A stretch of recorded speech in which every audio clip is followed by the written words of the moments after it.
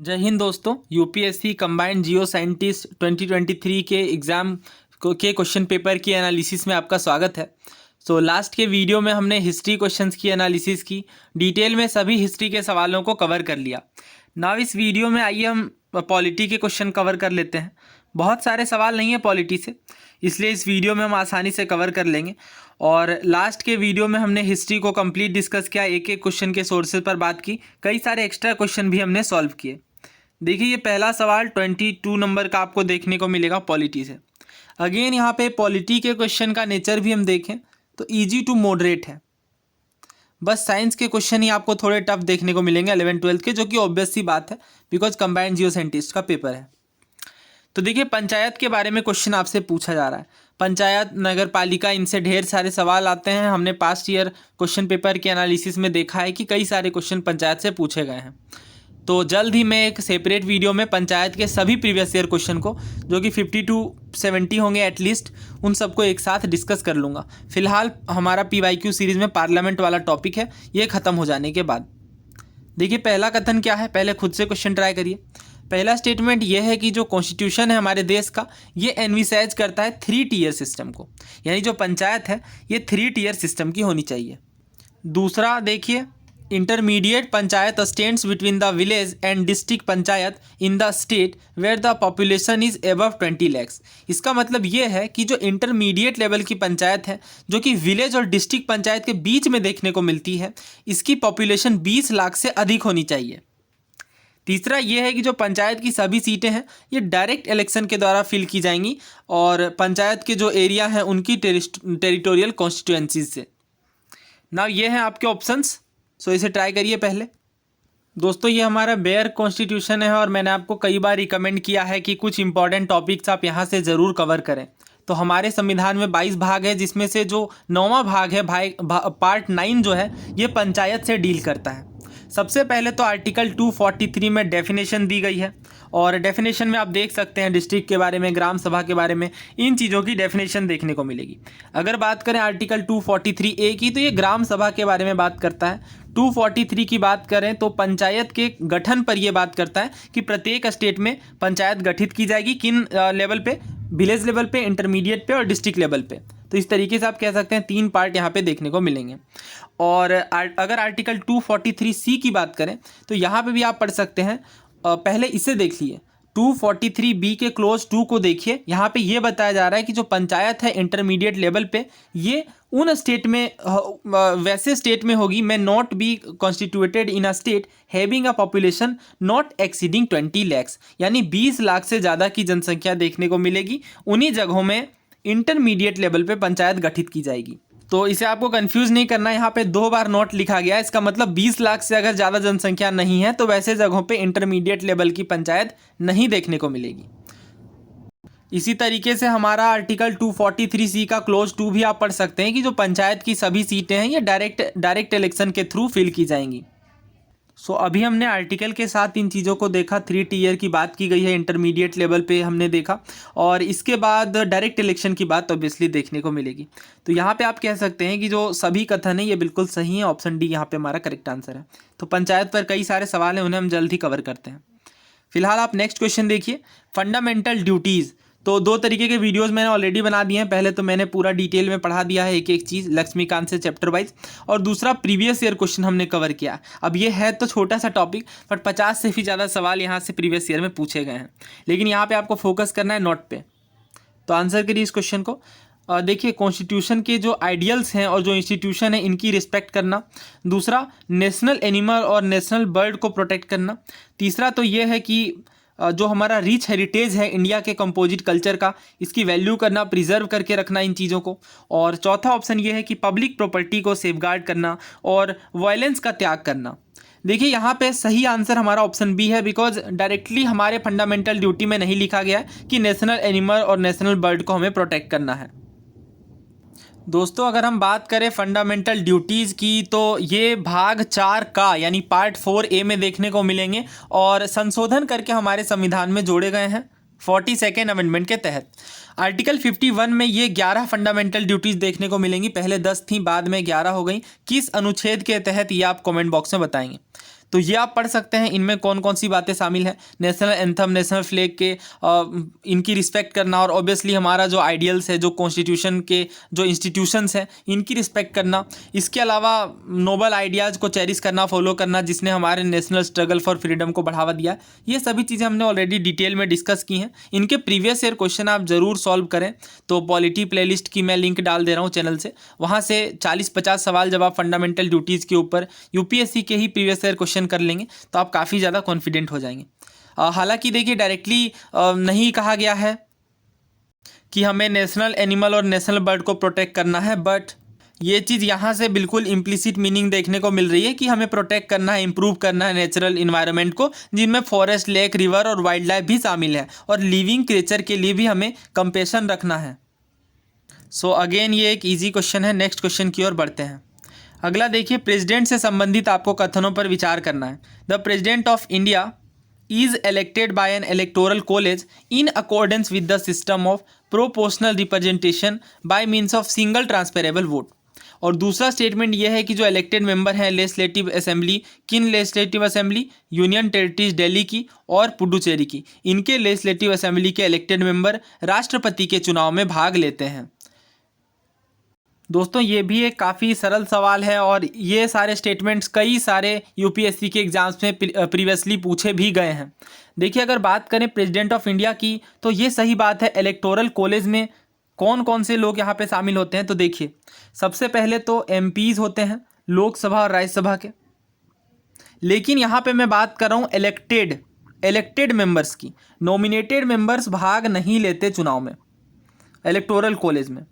और इसी तरीके से अगर हम बात करें एमएलएज की, तो सभी स्टेट के एमएलएज देखने को मिलेंगे, और 2 यूनियन टेरिटरीज के यानी दिल्ली और पुडुचेरी के।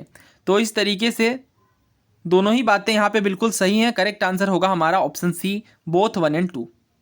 लेकिन देखिए हमने अभी इलेक्टोरल कॉलेज की बात की, तो जब शामिल होने की बात आएगी प्रेसिडेंट के इलेक्शन में, तो उस टाइम पे तो नॉमिनेटेड मेंबर शामिल नहीं होंगे, केवल इलेक्टेड मेंबर शामिल होंगे, और एमपीज तो होंगे ही, साथ के साथ एमएलएज भी होंगे, राइट।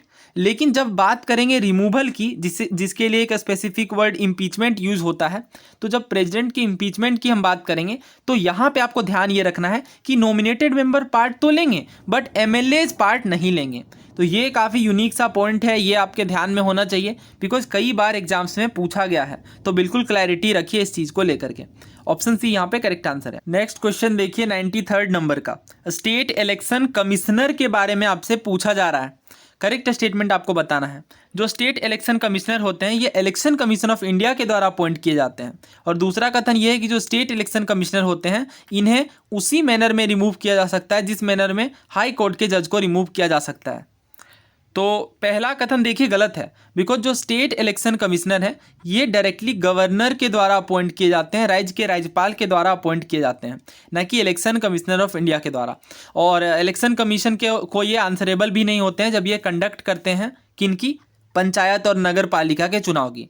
तो इस बात का ध्यान रखिएगा कि जो पंचायत हैं, म्यूनिसिपैलिटीज़ हैं, इनके इलेक्शन कंडक्ट कराने की जिम्मेदारी स्टेट इलेक्शन कमीशन के ऊपर है, ना कि इलेक्शन कमीशन ऑफ इंडिया के ऊपर।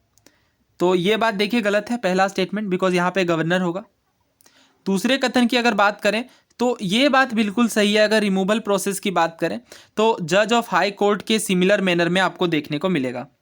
तो करेक्ट आंसर यहाँ पे ऑप्शन बी है, क्योंकि पहला गलत है, इस वजह से ऑप्शन बी करेक्ट आंसर है। तो ये सभी पॉलिटी के कन्वेंशनल क्वेश्चन है, सारे ही क्वेश्चन यहाँ पे लक्ष्मीकांत से या किसी भी पॉलिटी बुक से जो यूपीएससी के लिए रिकमेंड की जाती है, आसानी से आप कवर कर सकते हैं। अगला सवाल देखिए, पंचायत के ड्यूरेशन के बारे में गलत स्टेटमेंट आपको बताना है। तो ध्यान से पढ़ते हैं स्टेटमेंट्स को। पहला स्टेटमेंट यह है कि प्रत्येक पंचायत में 6 साल के लिए जिस टाइम पे फर्स्ट मीटिंग हुई है, यानी चुनाव के बाद जब पहली बार पंचायत गठित की गई है, उस टाइम से लेकर 6 सालों तक ये पंचायत कंटिन्यू रहेगी। दूसरा ऑप्शन यह है कि जो पंचायत है ये डिसॉल्व किया जाएगा before the expiry of it terms in accordance with the procedure prescribed by the state law, यानी स्टेट लॉ के द्वारा जैसे प्रोसीजर प्रिस्क्राइब किए गए हैं उन्हीं के आधार पर पंचायत को डिसॉल्व किया जा सकता है उनके टर्म से पहले।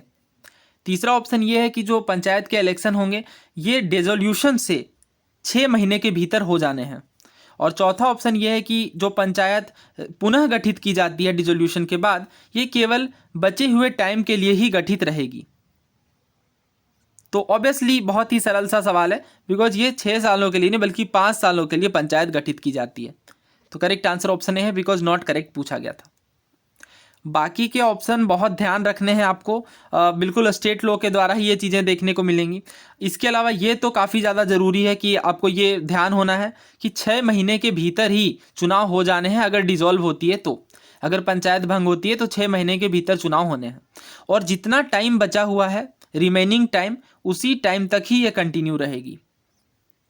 तो इस वजह से हमारा करेक्ट आंसर है ऑप्शन ए। नेक्स्ट क्वेश्चन देखिए, हमने कई बार डिस्कस किया, बेहद आसान सवाल है। आपसे पूछा जा रहा है कि जो हमारे संविधान का 42वां संशोधन है, इसमें प्रियम्बल में कौन से वर्ड या फ्रेज नहीं जोड़े गए? Socialist, secular, unity and integrity of the nation, या डिग्निटी ऑफ द इंडिविजुअल। तो ये मैंने आपको ट्रिक से भी बता दिया है। इंटीग्रिटी वर्ड है और सोशलिस्ट है, सेक्युलर है, ये 3 तो जोड़े गए हैं, लेकिन डिग्निटी नहीं जोड़ी गई है। ये आपको पता भी होगा, बिकॉज काफ़ी बार ये रिपीटेड क्वेश्चन है। कई बार हमने फंडामेंटल राइट्स के चैप्टर में इस क्वेश्चन को कवर किया है। नेक्स्ट क्वेश्चन देखिए, हाल ही हमने CAPF के एनालिसिस में अटॉर्नी जनरल वाले टॉपिक को रिवाइज किया है। ये मैंने आपको आर्टिकल भी याद करवाया था, 76 यानी अटॉर्नी जनरल। तो नॉट करेक्ट आपको बताना है। पहला ऑप्शन ये है कि जो अटॉर्नी जनरल है ये चीफ जस्टिस के द्वारा अपॉइंट किए जाते हैं। दूसरा ऑप्शन ये है कि a person who is qualified to be appointed a जज of the Supreme Court of India is appointed as the attorney general. यानी क्वालिफिकेशन पर हमने बात भी की थी, आपको ध्यान होगा कि अटॉर्नी जनरल के पद के लिए जो क्वालिफिकेशन है ये सिमिलर देखने को मिलेगी सुप्रीम कोर्ट के जज के।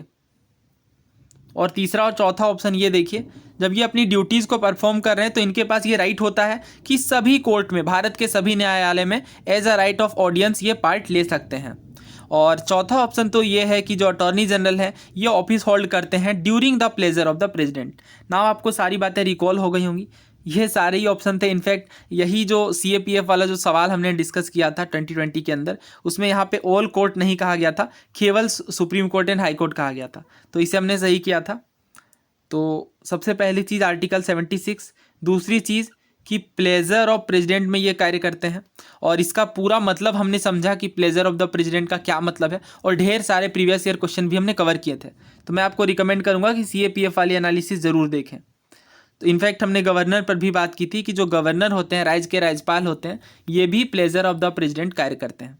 तो ये दूसरा पॉइंट है। तीसरा पॉइंट अगर हम देखें तो भारत के सभी न्यायालय में एज अ ऑडियंस पार्ट ले सकते हैं अटॉर्नी जनरल, क्योंकि ये भारत के सर्वप्रमुख विधि अधिकारी होते हैं। तो काफ़ी आसान सवाल है, पहला ही इसका करेक्ट आंसर है पहला ऑप्शन, बिकॉज जो अपॉइंटमेंट है ये ऑब्वियसली प्रेसिडेंट के द्वारा की जाती है। सैलरीज, रिम्यूनरेशन, ये सारी चीज़ें प्रेसिडेंट के द्वारा ही डिसाइड की जाती हैं। तो इस कारण से पहला गलत है और हमसे नॉट करेक्ट ही पूछा गया था। तो ए ऑप्शन यहाँ पे हमारा आंसर होगा। दोस्तों ये सवाल फैक्चुअल होने के कारण थोड़ा डिफ़िकल्ट है, हालांकि इसका correct answer option B Manipur है। और ये भी वैसे प्रीवियस ईयर क्वेश्चन है, SSC CHSL में पूछा गया था 2020 में। तो ऐसा नहीं है कि SSC या किसी अन्य पेपर के क्वेश्चंस UPSC में रिपीट नहीं कर सकते, होते हैं कई सारे सवाल। इनफैक्ट हमने सिविल सर्विसेज में भी देखा था, सिविल सर्विसेज 2022 के एनालिसिस के टाइम पे, कि कई सारे अन्य पेपर के सवाल भी रिपीट हो रहे हैं। दोस्तों आइए कुछ इलेक्शन कमीशन और इलेक्शन से संबंधित इंपॉर्टेंट फैक्ट्स देख लेते हैं, और इन्हें आप नोट डाउन कर सकते हैं या PDF भी मैं शेयर कर दूंगा टेलीग्राम में, वहाँ से भी कवर कर सकते हैं। पहला देखिए, फर्स्ट टाइम EVM की अगर बात करें तो नॉर्थ परावूर असेंबली केरला में यूज़ किया गया 1982 में। EVM क्या होता है? Electronic voting machine. अगर जनरल इलेक्शन के अंदर देखें पहली बार तो 1998 में यूज़ किया गया, बट कुछ ही जगहों पे।